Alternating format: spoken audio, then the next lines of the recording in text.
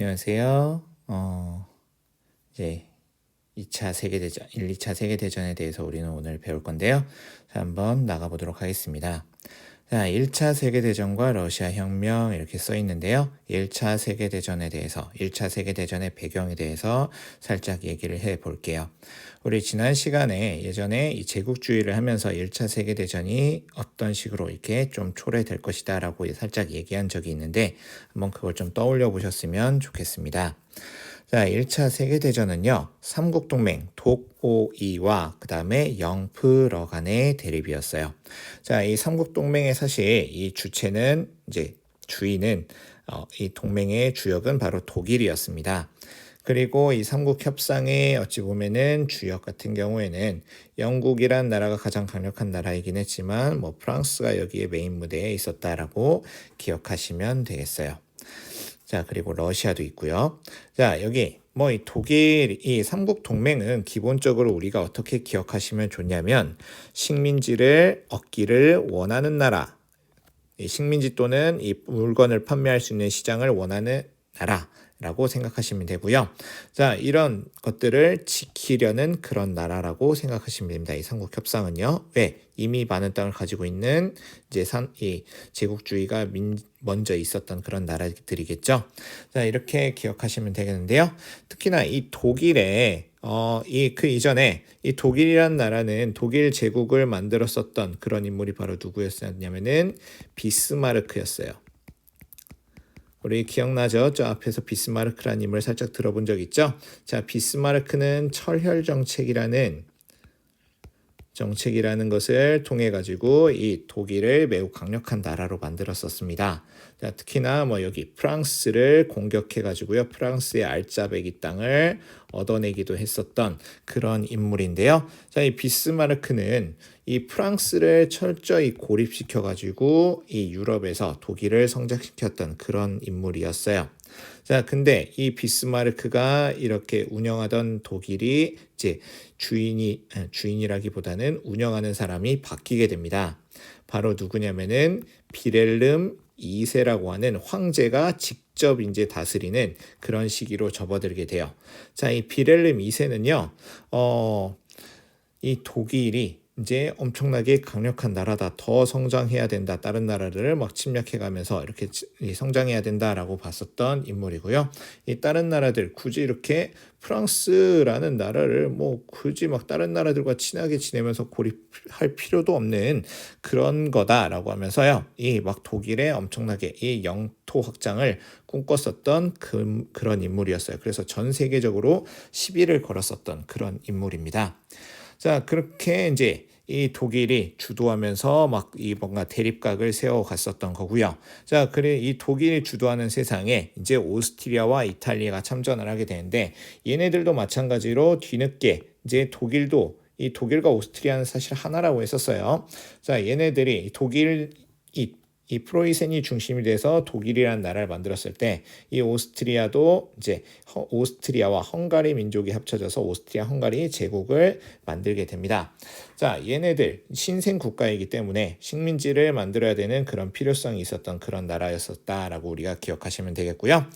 자, 이것이 이제 직접적인 사건으로 발달하게 됐던 게 바로 여기 발칸 전쟁의 이 발칸 전쟁의 결과물들이었습니다. 자, 이 발칸 반도는요, 원래 누가 가지고 있었냐면은 오스만 제국이 가지고 있었어요. 우리 기억나죠? 오스만 제국이라고 하는 이슬람 국가 중에 이게 엄청나게 강력했었던 그런 나라였다라고 기억하고 있죠. 뭐 맨 처음에 뭐 메흐메트 2세 뭐 이런 인물이 여기 어디냐? 비잔티움 있죠? 자, 이 비잔티움, 콘스탄티노플도 이제 점령하기도 했었고요. 그 다음에 슐레이만 대제라는 인물은 뭐 저기 오스트리아의 빈까지도 이게 점령했었던 그런 강력한 나라였어요. 유럽 전 함대가 다 여기를 막 이렇게 연합군대가 이 오스만 진국을 이게 해군과 이제 전쟁을 벌이면서 이기기도 하고 지기도 했었던 그런 이제 강력한 나라였었는데 이 오스만 제국이 저물게 됩니다. 힘을 잃게 돼요. 자, 그러면서 여기에 있었던 그리스가 먼저 독립을 하고요. 그리스가 독립하는 것을 보면서 얘네 오스만 제국 약해졌네라고 하면서 이 오스만의 이제 밑에 있었던 이 특히나 발칸반도에 있는 나라들이 막 다 독립을 하게 됩니다. 자, 이렇게 독립을 하게 됐는데 이 나라들은 이렇게 독립했었던 전쟁이 바로 1차 발칸 전쟁이에요. 자, 이 1차 발칸 전쟁은 이 발칸반도에 있었던 나라와 오스만 간의 이제 대결이었었던 거고요. 자, 오스만으로부터 많은 나라가 독립을 하게 됐는데, 자, 이때 처음에 불가리아라는 나라가 엄청나게 많은 영토를 가지게 돼 버렸어요. 여기도 다양한 민족이 있는데 이 불가르족이라고 부르는 민족이 지배하고 있었던 그런 나라가 새롭게 만들어지면서 엄청난 땅을 가져버린 거예요. 그러니까 다른 민족들이 불만을 가졌겠죠. 그래서 2차 발칸 전쟁이 일어나게 됩니다. 자, 그러면서 발칸 반도는요, 막 이 민족끼리 전쟁을 하고 이렇게 땅 뺏기 놀이를 하는 거의 막 그렇게 대립의 각을 막 세우고 있었던 그런 나라였어요. 자, 이때 자, 얘네들 간의 이제 대립은 또 이 주변국에 어찌 보면 주변국이 봤을 때는 좋은 먹잇감이 될 수도 있는 거죠. 우리가 개입해서 좀 한입 할까라는 그런 생각을 했던 거예요. 특히나 이 오스트리아 헝가리 제국이 그랬습니다. 바로 자기 나라 밑에 있었던 보스니아 헤르체고비나라는 곳이 있습니다. 자, 이 보스니아 헤르체고비나라는 곳을 이 오스트리아 헝가리 제국이 집어삼키게 돼요. 자, 근데 이 보스니아 헤르체고비나라는 나라는요, 이 발칸반도에 있던 또 하나의 나라가 노리고 있었어요. 바로 어떤 나라였냐면은 세르비아였습니다. 자, 이 세르비아가 이 보스니아 헤르체고비나를 노리고 있었는데 이거를 이 오스트리아 헝가리 제국이 집어삼켜버린 거예요. 자, 근데 이 보스니아 헤르체고비나는 어떤 성격의 지역이냐면 민족적으로 한 20% 정도가 게르만이고요. 한 80% 정도가 슬라브족이에요. 자, 우리 슬라브족이라고 하는 것은 좀 낯설죠. 이 슬라브족은 바로 어떤 민족들이냐면은 이 세르비아계와 그다음에 더 나아가서는 이 러시아계, 이 러시아 쪽 사람들이 바로 슬라브족이라고 부르는데요. 자, 이런 사람들이에요. 특히나 이 세르비아도 슬라브족이거든요. 자, 이 슬라브족이 많이 사는 곳은 당연히 슬라브족의 이 중심이 되는 이 나라가 지배해야 된다라고 생각했었던 이 세르비아는 졸지에 오스트리아 헝가리 제국에 뺏기게 이 보스니아 헤르체고비나를 뺏겨버렸죠. 그러면서 이 오스트리아에 대한 적대감이 엄청나게 심해졌었습니다. 자, 이렇게 적대감이 심해졌었는데 이 오스트리아 헝가리 제국의 황태자였었던 페르난도 황태자가 이 보스니아 지역을 이제 방문하게 됐었는데요. 그때 이 세르비아계 청년이 이 사라예보에서 그들을 황태자 부부를 죽여버립니다.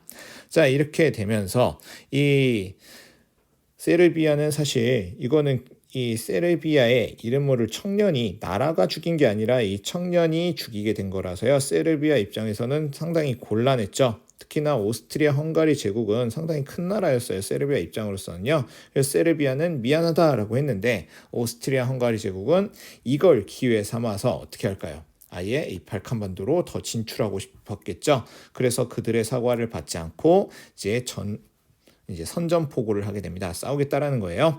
자, 선전포고를 하게 되니까 이제 이 세르비아는 이제 발등에 불이 떨어졌죠. 그렇지만 이 세르비아는요, 자신을 보호해주는 애들이 있습니다. 바로 누구예요? 같은 민족이죠. 자, 슬라브족이에요. 러시아가 이제 그들을 이제 보호하겠다라고 하면서요, 범슬라브주의라고 하면서 이 러시아가 이제 이 세르비아에게 개입을 하게 됩니다. 세르비아 쪽에 서서 개입을 하게 되니까, 자, 오스트리아 헝가리 제국은 바로 또 이제 누구와 같은 민족이냐면 독일이에요. 내가 독일과 오스트리아는 하나라고 했잖아요. 자, 이 독일, 우리 게르만족이 이제 참을 수 없지라고 하면서 이 범게르만주의로서 독일이 오스트리아 헝가리 제국을 후원하게 됩니다. 자, 이렇게 팀전이 이제 이루어지게 되면서요. 자, 독일이 러시아에게 이제 선전포고를 하게 되니까 이 영국이 독일에게 선전포고를 하게 되면서 이게 이 삼국 동맹과 삼국 협상이요. 이제 팀전으로 발전하게 되는 게 바로 1차 세계대전이라고 있다라고 우리가 보시면 되겠습니다. 자, 다음 페이지를 바로 볼게요. 자, 사라예보 사건이라고 있었죠. 아까 얘기했었던 이 러시아 황태자가 이 오스트리아 황태자가 죽었었던 사건이에요. 자, 이 사건으로 이 선전포고를 했고요. 자, 이런 동맹국가 협상국들이 서로에게 선전포고를 하게 되면서 참전을 하게 됩니다. 자, 이때 우리가 좀 조심해야 될 게 있어요. 바로 뭐냐면 이게 아까 우리가 봤듯이 삼국 동맹은 바로 어떤 나라들이었어요? 여기 위에다 쓸게요. 독, 오, 이죠. 자, 그리고 여기는 영, 프, 러였습니다. 자, 독일과 오스트리아 얘네들이 이제 팀을 맺고 그 다음에 얘들이 팀을 맺기는 했는데 이 이탈리아는 이 삼국 동맹 쪽에 참전을 한 게 아니라 삼국 협상, 그러니까 연합국 쪽에 참여를 하게 됩니다. 자, 뭐 그 이유는 뭐 이 회유에 넘어갔었던 거예요. 이탈리아가 이제 이 동맹을 하기는 했었지만 이 삼국 협상 측에서 너희들이 뭐 이제 원하는 땅, 이 원래 이탈리아가 통일을 하긴 했지만은 아직 수복되지 원하는 옛날에 우리 땅이야 라고 이렇게 원하는 그런 땅들이 있었는데 그런 것들을 이런 나라들이 주기로 했었단 말이에요. 그러면서 이탈리아가 바로 삼국 협상국 측에 가담을 하게 됩니다. 그리고 이 삼국 동맹 측에 이제 가담했었던 나라들이 있는데요. 바로 어디냐면은 오스만 제국과 불가리아예요. 아까 얘기했지만 이 오스만 제국은 영토를 막 지속적으로 뺏겨왔었던 그런 나라죠. 그렇기 때문에 이 지금 기본적으로 얘네들 성격은 바로 뭐예요? 영토를 많이 갖기를 원하는 나라들이잖아요. 그렇기 때문에 오스만 제국도 이들과 힘을 합쳐가지고 다시 한번 땅을 얻어보자 라고 했었던 게 바로 이 오스만 제국이었고요. 그 다음에 불가리아라는 나라는 아까 내가 앞에서 얘기했듯이 1차 발칸 전쟁 때 많은 땅을 가졌다가 2차 발칸 전쟁으로 많은 땅을 뺏겼었던 그런 나라예요. 그렇기 때문에 얘네들도 지금 땅 다시 뺏고 싶겠죠. 그래서 이 불가리아와 그 다음에 오스만 제국이 이제 얘네들 쪽에서 이게 참여해가지고 싸움을 벌였었던 게 바로 1차 세계대전이었습니다. 자, 독일은요, 근데 다 계획이 있었어요. 바로 뭐냐면, 얘네들, 우리 쎄라고 이제 생각하고 있었거든요. 그래서 이 독일은요, 서쪽을 먼저 싹 점령을 한 다음에 이 동쪽 러시아를 치자라고 했었던 거예요. 그래서 서쪽에 이제 프랑스가 있는데요. 우리 한번 지도를 살짝 다시 한번 볼게요. 자, 여기가 바로 프랑스가 있는 곳입니다. 자, 독일과 프랑스는 붙어 있죠. 여기 이렇게 붙어 있잖아요. 자, 어디가 벨기에냐면은 여기가 벨기에예요. 자, 여기가 벨기에니까 독일 같은 경우 여기를 이렇게 치면 여기는 다 일단 얘네들 이게 뭐야? 막 독일이 올 거 알고 여기다 막 다 이렇게 방어 벽을 쳐놨겠죠. 자, 그러니까 이 독일은 바로 어떻게 가느냐? 너네 우리가 거기로 갈 줄 알았지? 라고 하면서 이 위에 벨기에 쪽으로 해가지고 그다음에 이 밑으로 내려간 거예요. 자, 이렇게 이 벨기에를 침공해가지고 이 밑으로 프랑스로 진격을 하게 됐습니다. 자, 이렇게 엄청나게 전격 작전이라고 부르는 엄청나게 이제 빠른 이제 공격 속도를 보였었는데요. 자, 이 마른 전투와 솜 전투에서 이게 의외로 이게 프랑스군한테 저지를 당하고요. 그 다음에 이 프랑스군이 이제 이 전쟁을 이제 늦추는 이제 작전을 전개하게 되는데요. 그게 바로 뭐냐면 이 참호전이에요. 자, 참호라고 하는 것은 바로 뭐예요? 땅굴 판 거예요. 자, 이렇게 이 땅굴 파가지고 이렇게 숨어가지고 이렇게 총을 쏘거나 막 이렇게 했었던 그런 참호라는 것을 이제 만들게 되는데요. 자, 이 참호를 만들면 장점이 바로 뭐냐면은 얘네들이 이게 쉽게 막 이렇게 빠른 속도로 진격하지 못한다라는 거예요. 자, 이렇게 전쟁을 오래 끈다라는 거죠. 자, 오래 끌면 누구에게 유리할까요? 많은 식민지를 가진 나라들이 유리하겠죠. 자, 바로 이 연합군 쪽에 유리하다라고 우리가 생각하시면 되겠습니다. 자, 이 전세가 이제 원하는 대로 이 독일이 이제 전쟁이 전개가 되지 않죠. 자, 서쪽을 빨리 점령을 한 후에 얘네들은 바로 뭐 하려고 했었어요? 서쪽을 점령한 후에 동쪽 러시아를 치자라는 거였는데 서쪽이 다 점령이 되지 않은 상황에서 동쪽 러시아하고도 이제 싸워야 되는 상황이 왔어요. 자, 이렇게 이제 동서가 막 이렇게 혼란한 그런 상황이었었습니다. 자, 그런 상황에 영국은 바로 뭘 하게 되느냐? 북해를 봉쇄하게 돼요. 이거 왜 봉쇄했냐면 이 독일은 사실 지금 가만히 보면 뭐예요? 완전히 이 나라로만 보면 완전히 갇혀 있는 상황이죠. 유럽에서 보면 얘네들은 이렇게 딱 갇혀 있는 상황이에요. 얘네 고립되면은 얘네들 자체적으로 물자 해결할 수도 없는 이런 상황이었었습니다. 그래서 영국은 얘네를 고립시키자라고 하면서 북해를 봉쇄해 버립니다. 자, 이렇게 되니까 이 독일 같은 경우에는 이제 상당히 위기인 거예요. 뭐냐, 자원, 이 전쟁은요, 이런 파괴력도 있어야 되지만 지속력도 있어야 돼요. 자, 이 전쟁을 오랫동안 유지할 수 있는 지속력이 있어야 되는데 이 파괴력을 갖추긴 했지만 이 지속력이 없었던 거예요. 독일 같은 경우에는 그나마 있었던 식민지에서 뭔가 물자 같은 것들을 보급해서 이제 이 전쟁을 이어나가야 되는데 그런 것들을 못하게 막았었던 게 바로 이 북해 봉쇄입니다. 자, 그러니까 독일 같은 경우는 이런 봉쇄를 뚫고 그 다음에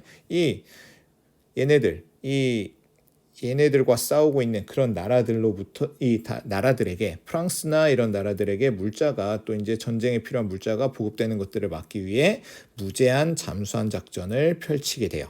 자, 무제한 잠수함 작전 바로 뭐냐면 이 주변에 오는 배들은 다 파괴해버리겠다라는 거예요.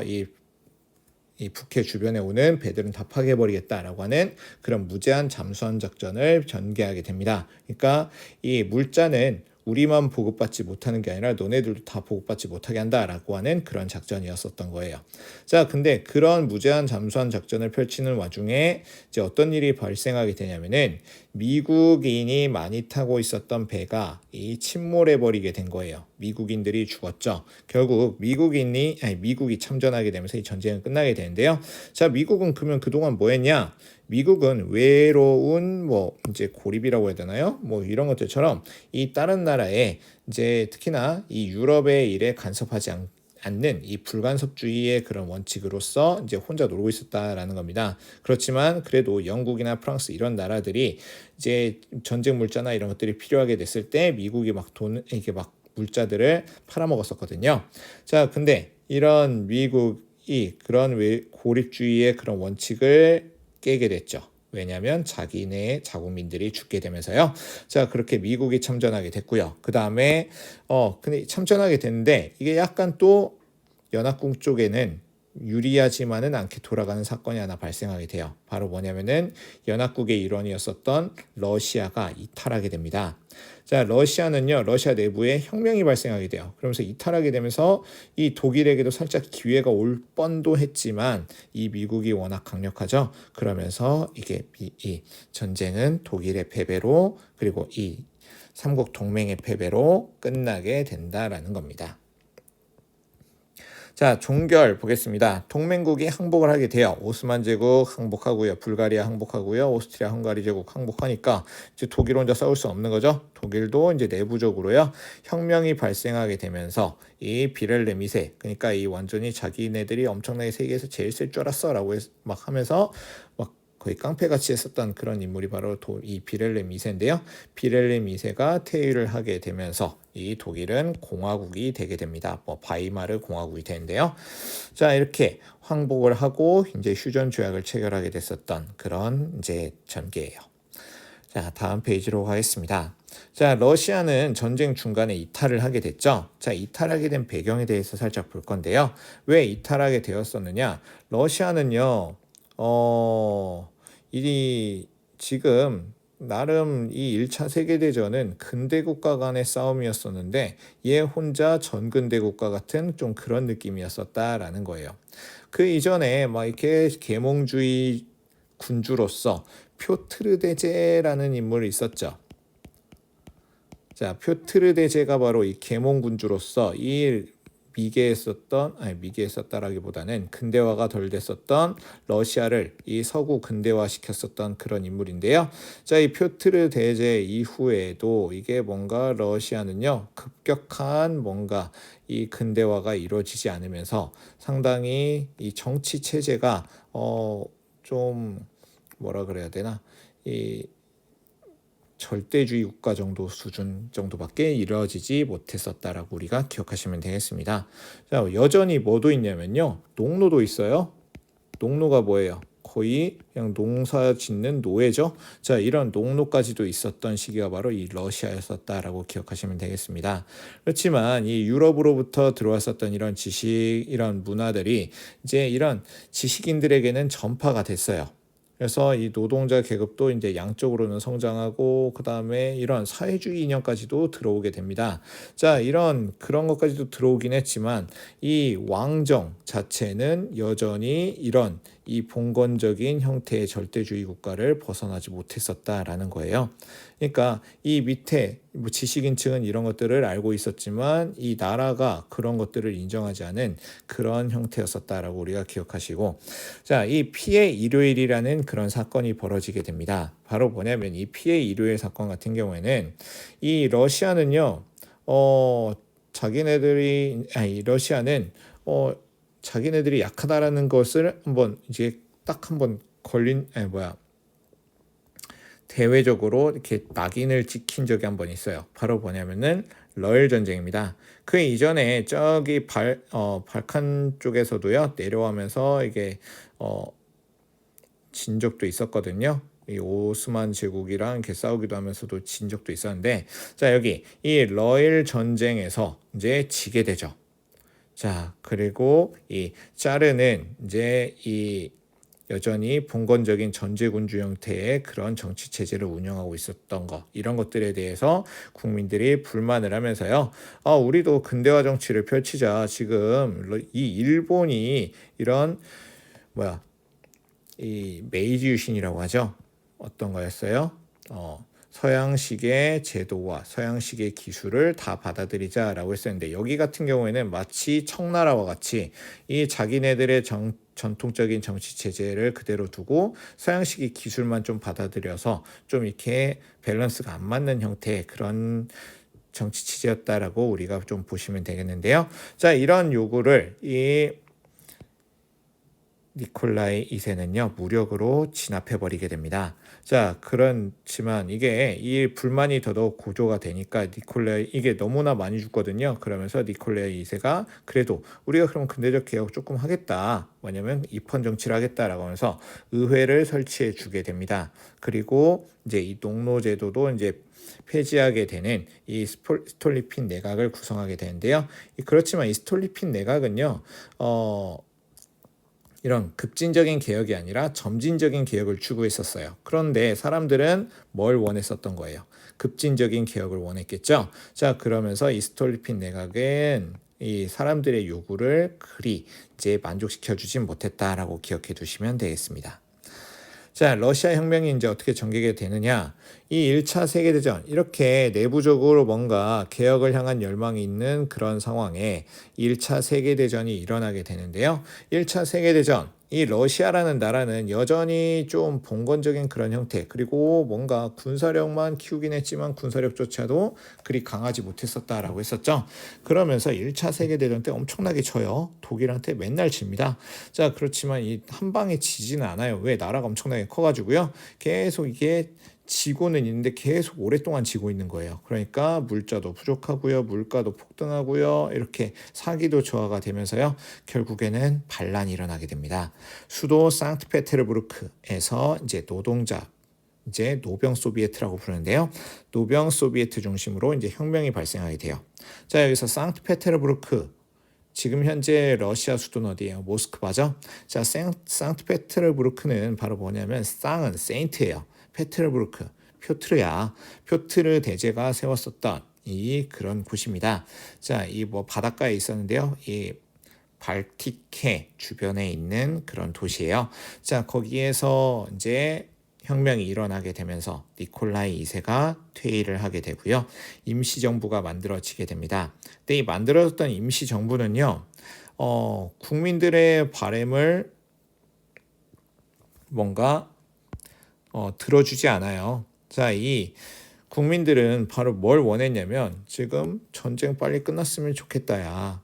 이 전쟁 1차 세계대전 때문에 우리가 죽겠다라고 하면서요. 지금 이러면서 혁명이 발생했었는데 이 임시정부는 전쟁을 지속합니다. 1차 세계대전의 참전을 계속하게 되는 거예요. 그러니까 이 사람들이 아니 전쟁 끝내려고 하려고 지금 이렇게 혁명을 일으켰는데 왜 이러고 있느냐. 그리고 지금 우리가 원하는 건 또 이게 토지개혁이다라는 거예요. 자, 이 토지에 대해서 아까 이 스톨리핀 내각이 이제 개혁을 한다고 했었죠. 이 농노라는 시스템 말 그대로 이 봉건제 형태가 여전히 있었다라는 건데 이거를 이제 바꾸자라고 했었는데 말뿐으로만 바꿔놨었던 거거든요. 실제로 이 토지가 이제 이 농민에게 가지 않는 그런 문제가 있었는데 이거에 대한 개혁조차도 지금 연기되어 있는 상황이었습니다. 자, 그러니까 다시 한번 이제 사람들이 불만을 갖게 됐었는데요. 이거를 이제 이 볼셰비키가 놓치지 않아서 이 무장 봉기를 일으키게 됩니다. 이 볼셰비키라고 하는 것은 원래 다수당이라는 뜻인데요. 이때 다수당이 아니에요. 뭐냐면 다수당은 이 임시정부를 구성했던 애들이고요. 이 멘셰비키라고 부르는 애들이고 이 볼셰비키가 이제 결국에는 쿠데타를 일으키게 되면서 임시정부를 해체하고 정권을 잡게 됩니다. 이게 바로 소비에트 정부를 수립했었던 11월 혁명이라고 부르는 거예요. 책에 따라서는 10월 혁명이라고도 불러요. 저걸 2월 혁명이라고도 부르고요. 이게 달력이 달라서 그래요. 자, 그렇다라는 거 보시고. 자, 혁명 후에는 또 어떤 일이 있게 되느냐. 레닌은 지금 국민이 원하는 건 바로 뭐예요? 지금 이 전쟁 끝내는 거죠. 자, 독일과 이제 강화 조약을 체결하게 됩니다. 브레스트 리토프스크 조약이라고 부르는데요. 자, 이 브레스트 리토프스크 조약은 이 러시아 입장으로서는 상당히 굴욕적인 조약이에요. 왜 그랬냐면 독일이란 나라는 여전히 강력합니다.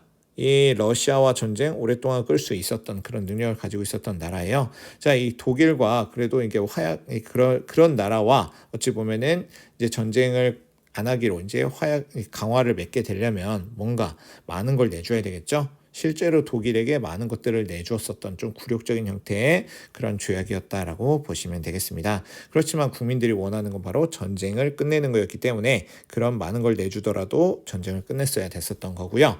자, 그리고 이제 지금 러시아가 지금 가장 필요했던 건 바로 뭐예요? 자, 이 나라를 지금 나라가 먹고 살기가 힘든 그런 상황이었잖아요. 자, 그런 것들을 다 이제 나라가 통제를 해가지고 운영을 하려고 했었던 겁니다. 그래서 산업과 토지를 다 국유화하는 이 급진적인 개혁을 추진하려고 했었는데요. 자, 이러다 보니까 이 사람들이 이제 나라가 이제 혼란스럽게 됩니다. 왜냐하면 모든 것들을 다 급격스럽게 국유화를 해버리면은 이제 혼란이 일어나게 되는데요. 자, 그런 혼란을 좀 완화시키기 위해서 신경제 정책이라고 부르는 좀 뭐라 그래야 돼? 이 사회주의이긴 하지만 자본주의의 형태의 과도기적인 그런 신경제 정책을 펼치면서 이런 위기를 극복해 나갑니다.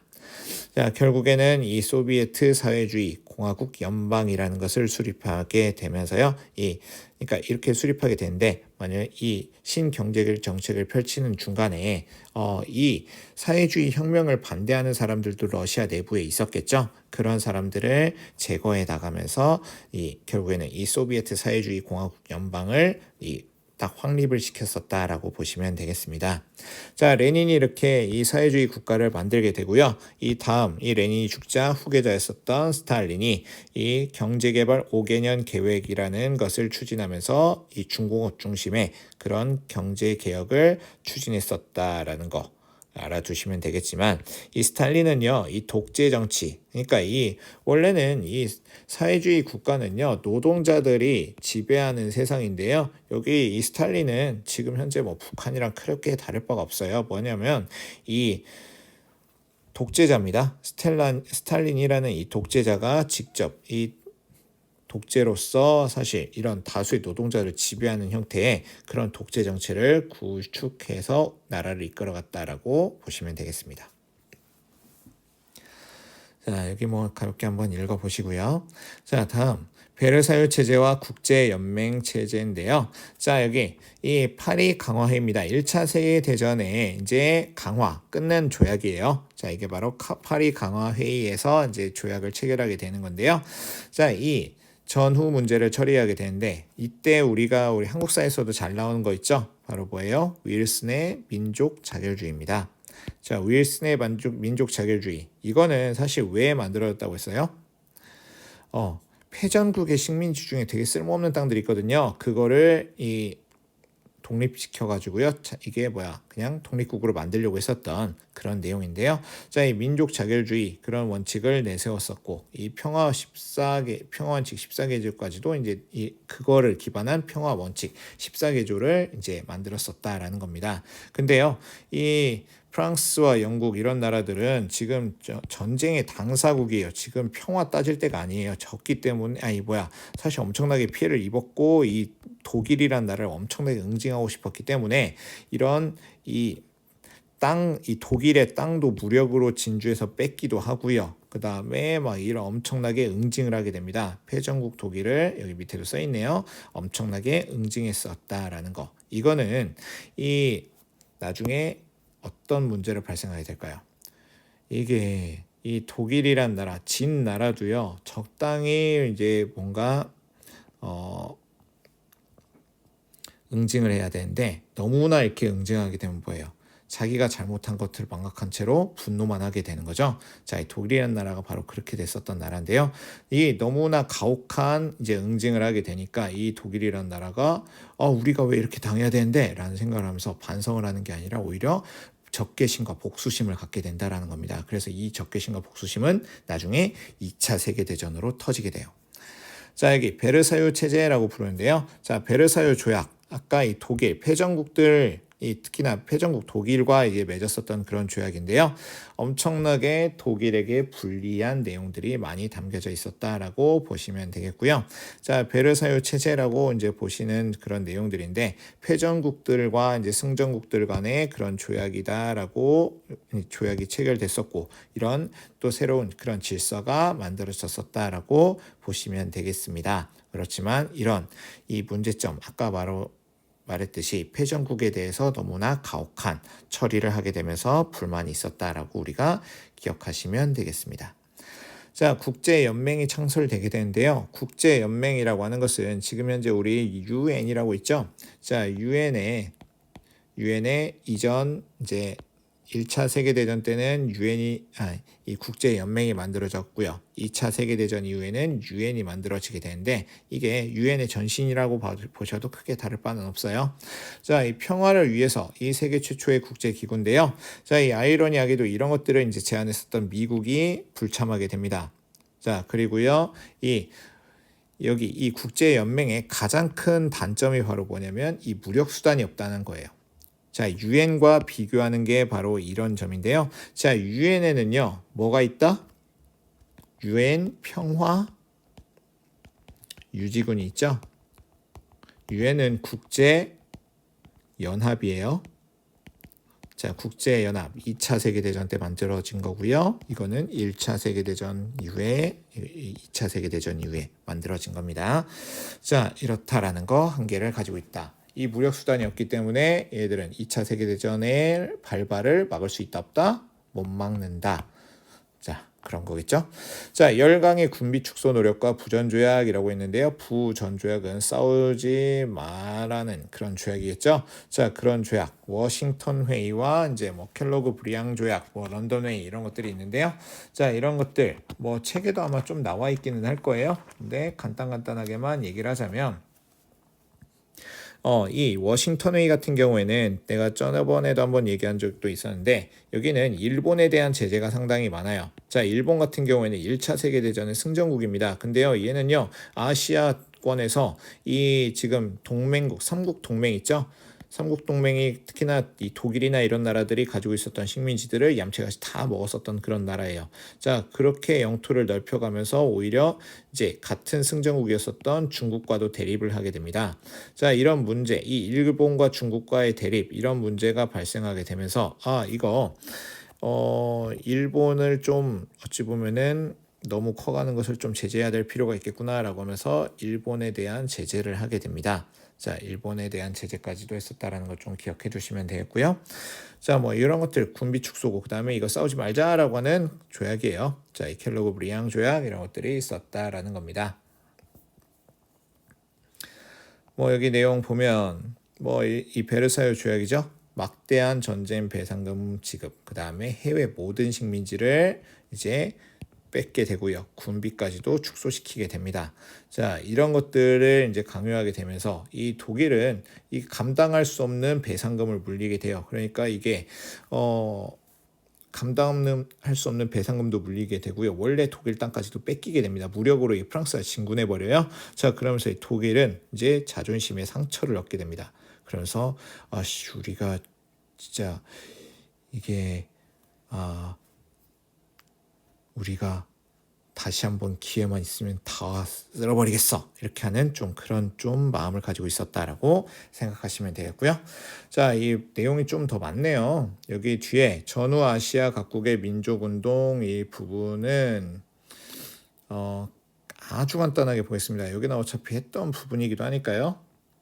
아니다. 여기까지만 할게요. 여기는 다음 시간에 이제 하겠습니다. 수고했습니다.